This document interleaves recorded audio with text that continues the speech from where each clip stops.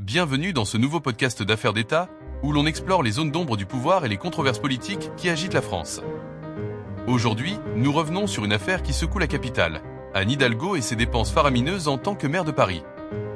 Anne Hidalgo, élue maire en 2014, a dirigé la ville de Paris pendant plus d'une décennie, marquant son mandat par de grands projets de transition écologique, d'aménagement urbain et de réorganisation de la mobilité.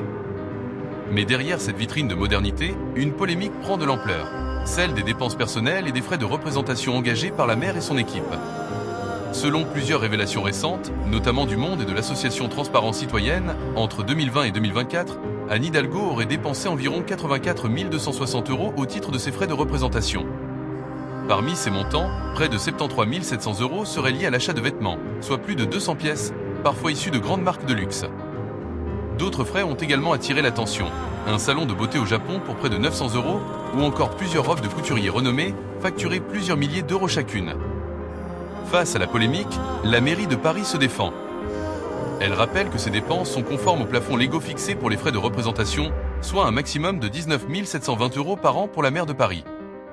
Selon ses proches, il ne s'agit pas de dépenses personnelles, mais de frais nécessaires à la fonction, destinés à représenter la capitale lors d'événements officiels, nationaux et internationaux.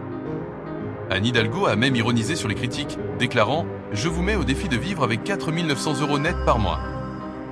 Une phrase qui, loin d'apaiser les débats, a relancé les accusations de déconnexion avec la réalité quotidienne des Parisiens.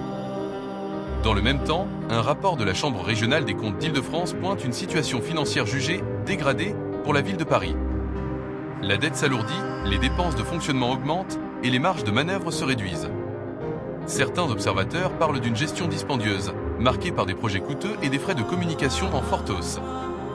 La polémique ne s'arrête pas à la maire. Plusieurs élus de son entourage, dont des maires d'arrondissement, ont eux aussi été épinglés pour des notes de frais importantes, mêlant pressing, coiffure et repas professionnels. Mais au fond, cette affaire dépasse la simple question comptable. Elle pose une question plus large. Jusqu'où va la légitimité de la dépense publique quand elle touche à la représentation politique ? Bien sûr, les élus ont besoin de moyens pour remplir leurs fonctions et représenter dignement la République. Mais dans un contexte de tensions économiques, d'inflation et de méfiance envers les institutions, chaque euro dépensé est scruté, interprété, parfois dénoncé comme un symbole de privilège. Anne Hidalgo, aujourd'hui, tente de reprendre la main.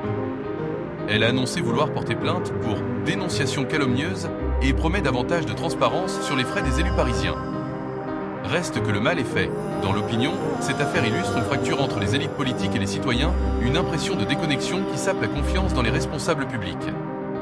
Au-delà de sa personne, cette polémique soulève une question essentielle pour la démocratie. Comment concilier exemplarité, transparence et efficacité dans la gestion de l'argent public ? Peut-on encore gouverner sans susciter le soupçon de privilège ?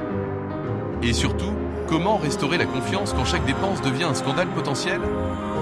Une chose est sûre, les finances de la ville de Paris, comme la réputation de sa maire, sortent fragilisées de cette séquence.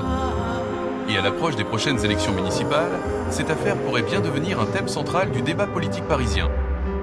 Merci d'avoir écouté Affaires d'État. N'hésitez pas à vous abonner pour ne rien manquer de nos prochains épisodes, où nous continuerons à explorer les coulisses du pouvoir et ses vérités dérangeantes.